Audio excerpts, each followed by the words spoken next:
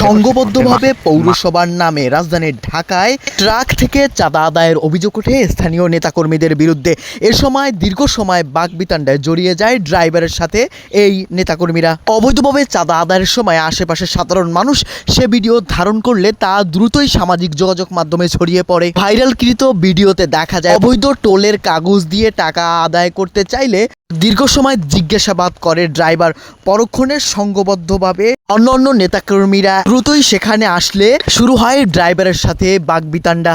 সময় স্থানীয় নেতাকর্মীদের হাতে দেশীয় অস্ত্রও দেখা যায়। পরক্ষণে ভুক্তভোগী ড্রাইভার জানায় তার কাছে 200 টাকা চাঁদা দাবি করলে তিনি কিসের টাকা এবং কিসের টোল, পৌরসভার নামে তো কোনো টোল চলে না, এমন কথা বললে এক পর্যায়ে বাকবিতণ্ডা শুরু হয়ে যায়। বাকবিতণ্ডার এক পর্যায়ে পাশে থাকা পুলিশ সদস্যরা সেখানে আসলে দ্রুতই স্থান ত্যাগ করে স্থানীয় এই নেতাকর্মীরা। ভিডিওটি সামাজিক যোগাযোগ মাধ্যমে ছড়িয়ে পড়লে শুরু হয় আলোচনা সমালোচনা। কেউ কেউ বলে রাজধানীর বিভিন্ন জায়গায় সড়কে মহাসড়কে দেখা যায় এভাবে প্রকাশ্যে অবৈধ চাঁদাবাজি। চাঁদার টাকা না দিলে দেখা যায় দীর্ঘ সময় রাস্তায় বাকবিতণ্ডায় জড়িয়ে পড়ে। এর মাধ্যমে ট্রাফিক জ্যামও হয় বলে অভিযোগ উঠে আসে। সঙ্গে থাকুন হাদি ডিজিটাল।